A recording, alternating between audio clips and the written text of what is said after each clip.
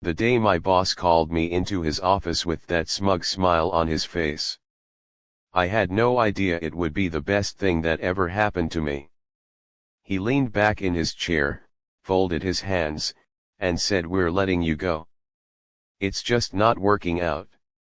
No warning. No reason. Just, gone." 6 years. 6 years of staying late, covering his mistakes, and making him look good to the board. But here's what he didn't know. I had been watching him. For months. And I had everything.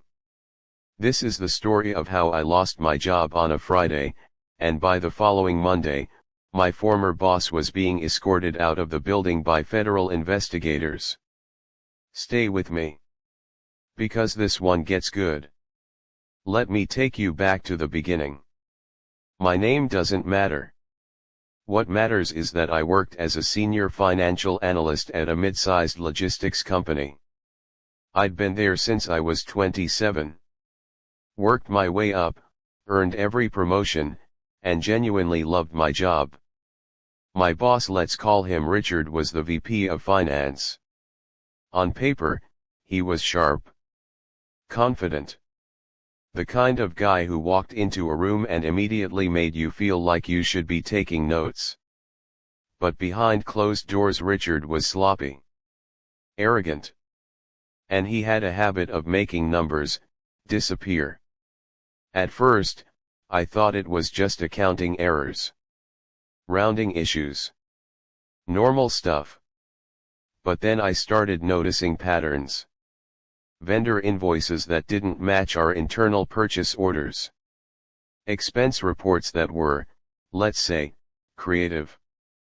Payments going to a consulting firm I'd never heard of, a firm that, when I Googled it, had been registered just 4 months earlier. I flagged it once. Quietly. To Richard himself. He laughed it off. Said I was overthinking it. Said I should focus on my own work. That was my first mistake telling him. Because that's when he started watching me. For the next 3 months, something shifted. Richard stopped including me in key meetings. My access to certain financial systems was quietly restricted. Projects I'd been leading were handed to junior analysts. I could feel what was coming. But I told myself I was being paranoid. I wasn't. On a Tuesday morning in October, HR called me in. Richard was sitting there with a folder. They said my performance had been inconsistent. That I'd been difficult to work with. That the company was restructuring. I asked for documentation. They got uncomfortable. I asked which projects had been affected by my inconsistency. Richard cleared his throat. I asked if this had anything to do with the vendor discrepancies I'd flagged. The HR rep looked at Richard. Richard looked at the table. And then HR said, "We wish you all the best in your future endeavors." I was walked to my desk, given a box, and escorted out within the hour. 6 years. 1 hour. I sat in my car in the parking lot for 45 minutes. Not crying. Not angry.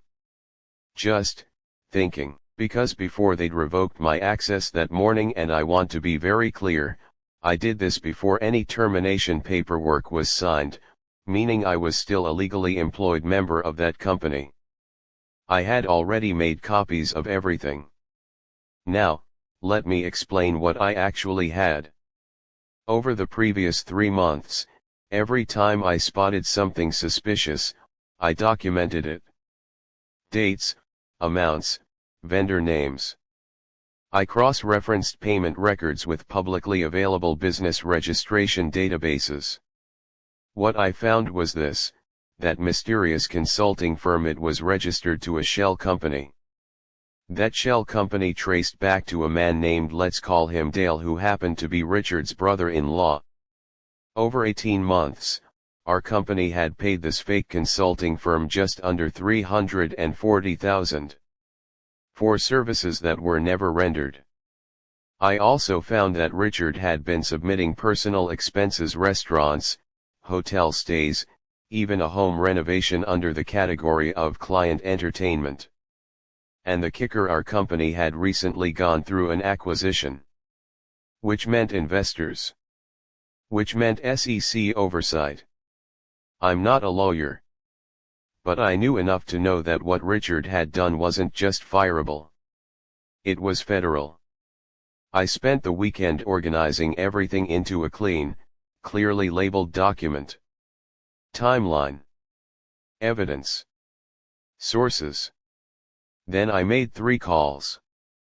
One to an employment attorney because being fired for flagging financial misconduct, that's called wrongful termination. And potentially whistleblower retaliation.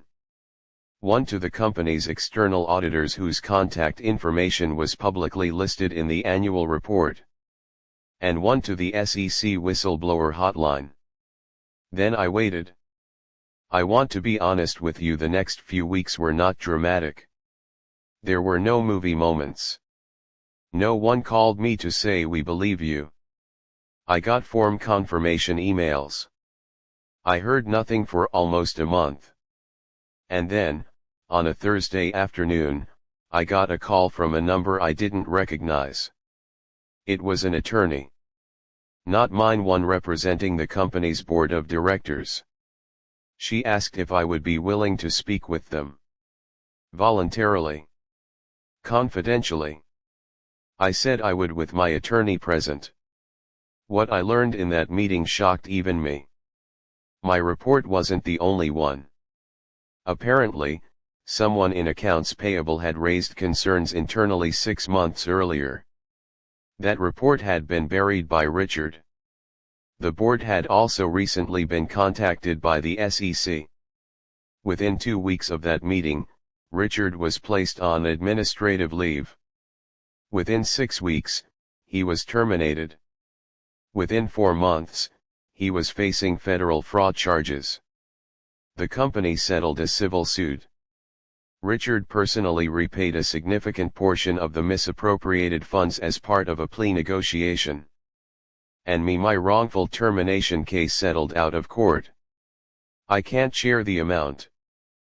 But I will say I didn't need to go back to work for quite a while.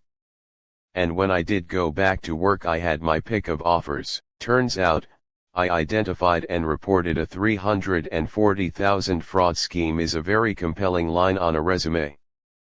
People ask me if I planned all of this. If I had some master revenge strategy from day one.